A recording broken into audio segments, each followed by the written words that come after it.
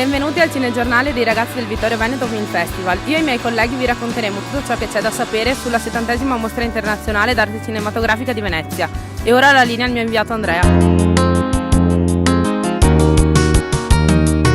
Che ruolo ha Rai Cinema alla Mostra del Cinema di Venezia? La nostra presenza, che in numeri risulta pari a 10 film, di cui 4 in concorso e gli altri distribuiti nelle varie sezioni, dimostra questa tesi, cioè la Rai sta sicuramente sostenendo oltre il 50% della produzione del cinema italiano.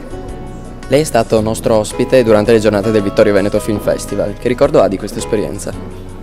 Tutti i partecipanti, a cominciare da voi, che siete sicuramente i protagonisti del festival, davate un'anima, una presenza, una partecipazione che è inconsueta, soprattutto per quel che riguarda un prodotto che può essere anche alle volte non affine al gusto dei ragazzi.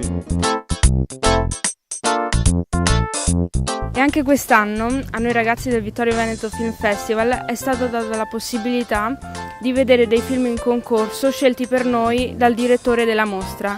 Sentiamo cosa ne pensano i giovani giurati. Che cosa ti è piaciuto di più della mostra di Venezia come giurata? Mi sono piaciute molto le trame dei film e il modo di recitare degli attori. Il film che mi è piaciuto di più è stato quello di Miyazaki, un film d'animazione. Praticamente tutto, soprattutto i ragazzi che abbiamo incontrato, il gruppo, la comitiva, e i film e gli attori.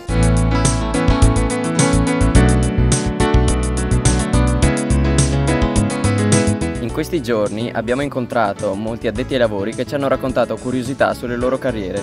Lei ultimamente ha diretto un film insieme a Preziosi sulla bellezza. Com'è nata l'idea? Questa idea è nata nel 2000, mi piaceva il tema della chirurgia estetica perché sembrava una grande metafora quella di volersi cambiare. Così è nata una storia in cui appunto la protagonista per rilanciare la propria immagine nel mondo dello spettacolo si vuole ricambiare il volto. Lei è il press agent più importante della storia del cinema italiano. Com'è stato lavorare con le grandi dive? Quelle che hanno lavorato con me, guarda caso, sono le più importanti: Sofia Loren, Silvana Mangano, che ti posso dire, Claudia Cardinale. Insomma, non è sempre stato molto facile, perché ci sono delle dive tranquille che capiscono cos'è questo lavoro, il lavoro dell'ufficio stampa, e altre che fanno i capricci.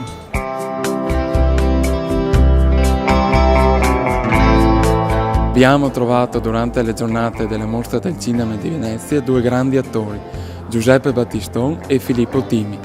Che rapporto ha con la Mostra del Cinema di Venezia? Mi pare piuttosto buono, nel senso che finora ci hanno voluto bene. Sono qui con 2 film, l'altro a presentare 2 film, l'altro verrà presentato domani. Il primo era Jonah, il mio nipote scemo, che mi sembra sia stato accolto con grande affetto da parte del pubblico e anche dalla critica, e ovviamente mi aspetto lo stesso anche dal film di Andrea Seger, che è La prima neve, che è un film molto profondo, molto bello, completamente diverso dall'altro e non per questo meno affascinante. Tu sei uno degli attori più importanti del cinema italiano. Che cosa rappresenta per te Venezia? Guarda, io ho fatto un film qua molto bello che era in memoria di me, di Saverio. È bellissima Venezia, poi insomma il festival eccetera. Allora, prima di arrivare il mio pensiero è oddio mio, è faticosa eccetera, no? Perché appunto, però appena arrivo qua è proprio bello, cioè è unica.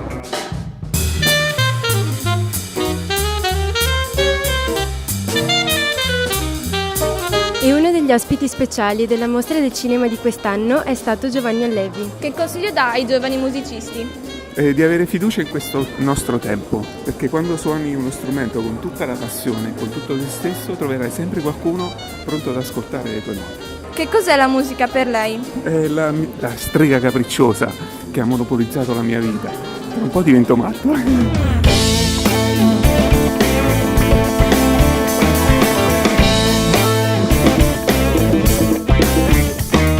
Dalla 70ª edizione d'Arte Cinematografica di Venezia è tutto, al prossimo Cinegiornale.